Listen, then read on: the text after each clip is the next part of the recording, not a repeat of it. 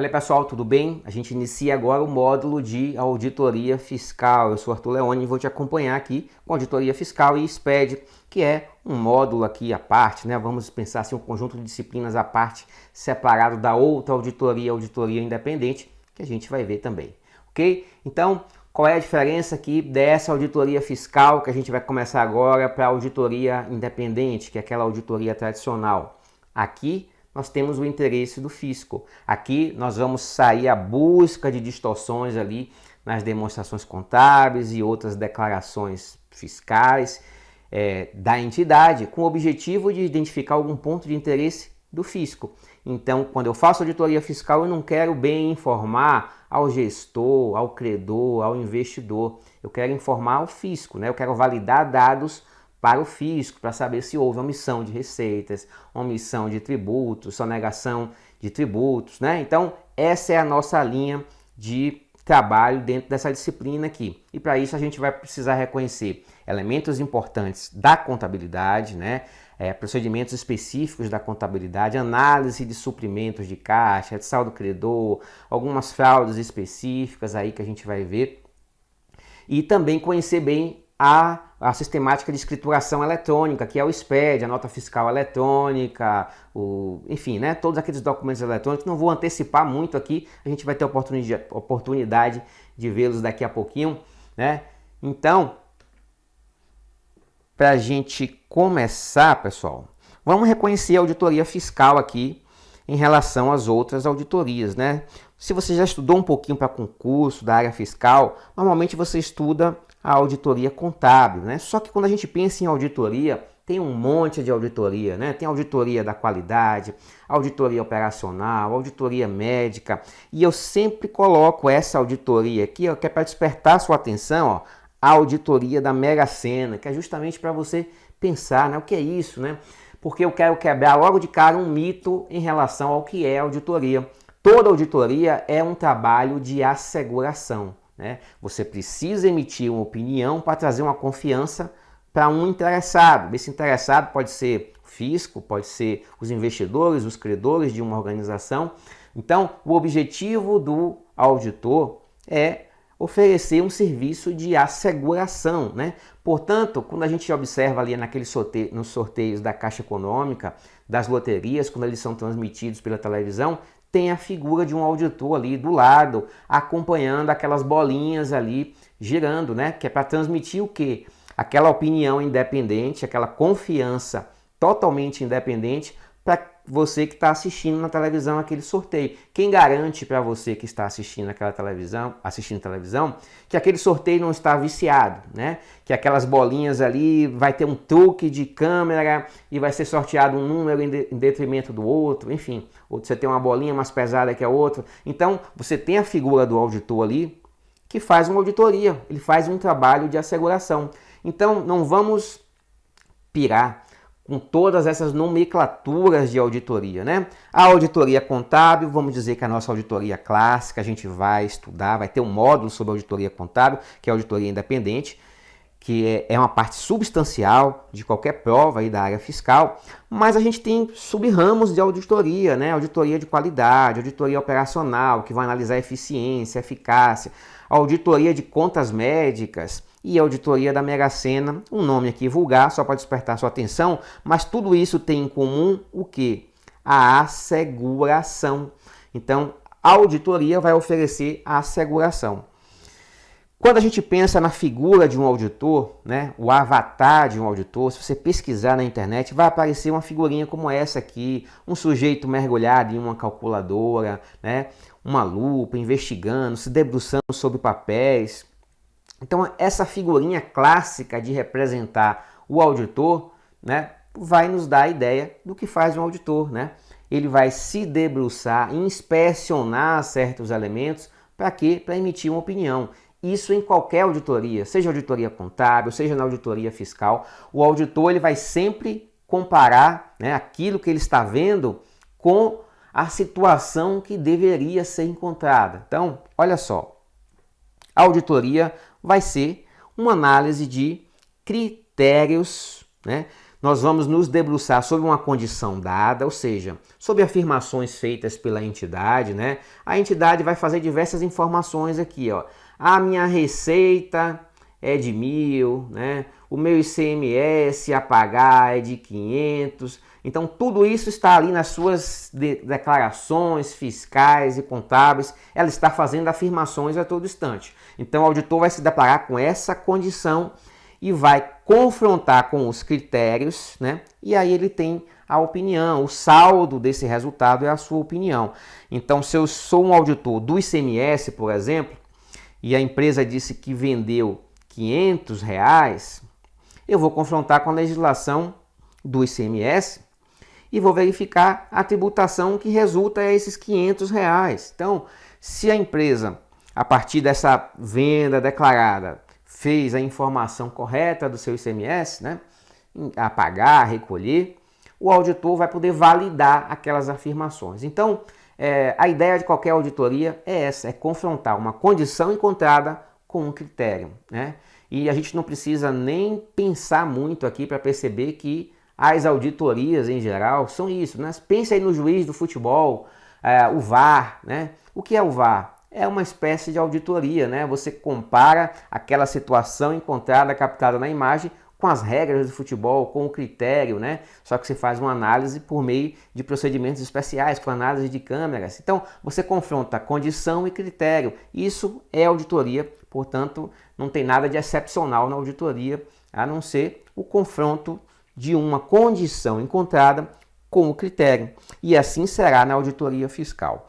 E quando a gente pensa nisso, a gente vê que a auditoria fiscal vai ser uma auditoria basicamente de conformidade, ou seja, verificar se as afirmações que a entidade faz estão conforme, estão de acordo com a legislação aplicável ao interesse ali de quem está auditando, né? O auditor fiscal, ele vai se ater à legislação fiscal. O auditor fiscal não quer saber se a entidade fez a contabilização correta dos seus dividendos, né? Distribuiu dividendos adequadamente para os sócios, constituiu a reserva legal adequadamente, reserva sobre as reservas de capital social. Isso é assunto de contabilidade, né? Isso é interesse de outros entes reguladores, a CVM, que controla os mercados de capitais, enfim, é outra coisa.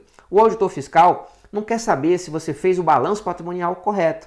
Ele quer saber que você declarou, né, as informações ao fisco corretamente e pagou corretamente. Se você fez isso, você está livre de penalidade. O auditor fiscal ele não vai punir você por ter feito incorretamente o seu balanço patrimonial, né?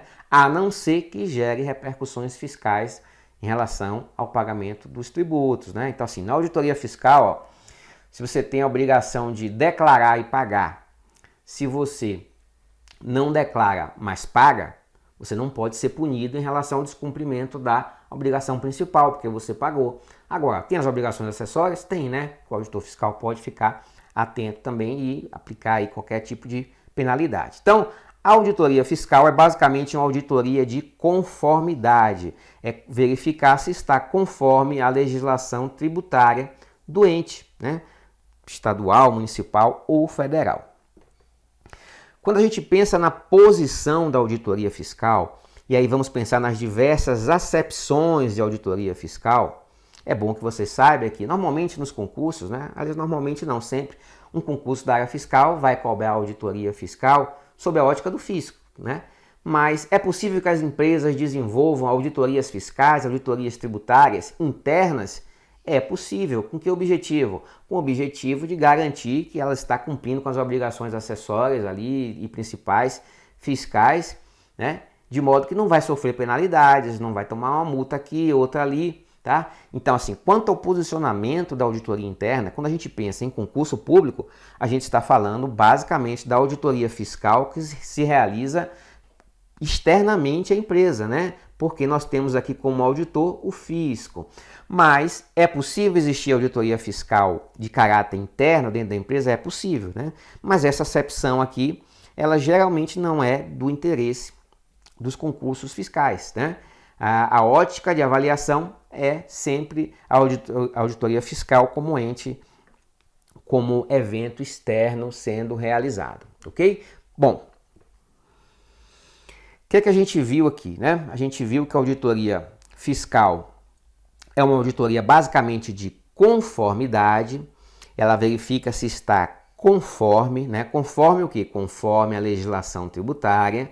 Então, é uma auditoria de conformidade das obrigações tributárias, principal e acessória também, né? Porque não é só declarar e pagar o tributo, é preciso fazer a EFD, é preciso emitir a nota fiscal eletrônica, né? São obrigações aí correlatas à obrigação principal. Seu objetivo principal é evitar a evasão. Então, a gente vai focar basicamente aqui em distorções contábeis que implicam em sonegação, né? Evasão de alguma forma. À medida que o assunto se tornar prático, vocês vão perceber isso, né? Então não adianta a gente antecipar muito aqui. Mas a gente vai perceber aqui que quando existe um saldo credor de caixa, é porque a empresa tem um caixa 2, né? Ela faz os seus pagamentos, os seus recebimentos por fora e eventualmente faz os pagamentos por dentro. Não se preocupe se você não entendeu ainda, você vai entender daqui a pouquinho, tá? Mas aqui é só para a gente ilustrar aqui essa intenção da auditoria, que vai focar no interesse tributário, então é evitar a evasão.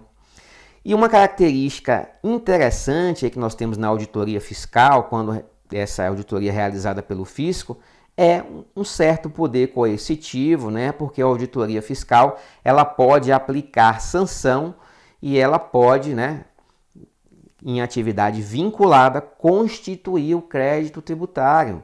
Então, assim, a gente tem a maioria dos nossos tributos aí lançados por homologação, né? A maioria dos nossos tributos aí, tanto federal, estadual, cabe ao contribuinte antecipar, né, todas as informações, declarar, verificar a base de cálculo e pagar, né? E o fisco vem apenas para homologar. Então, nós temos a maior parte dos lançamentos assim por homologação. Mas quando o contribuinte falha, o que acontece? O fisco vai lá e constitui o crédito tributário, né?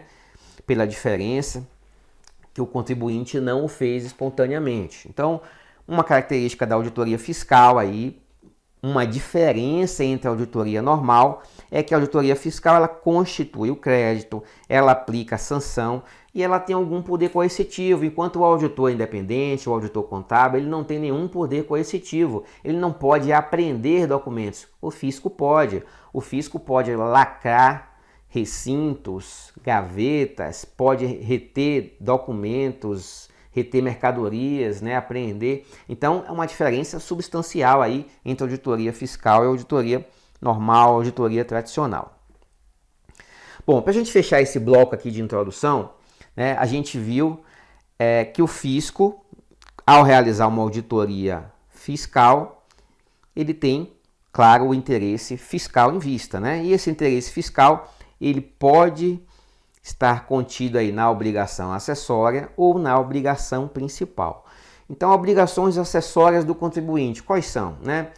Fazer a sua escrituração fiscal digital, apresentar seus livros fiscais, elaborar seus livros fiscais, ter os alvarás, né, os cadastros, enfim, né, tudo isso é obrigação acessória. O fisco pode verificar isso? Pode, mas qual é o núcleo aqui do nosso assunto, né? O que é que vai cair no seu concurso, né? O que é que cai nos concursos em geral?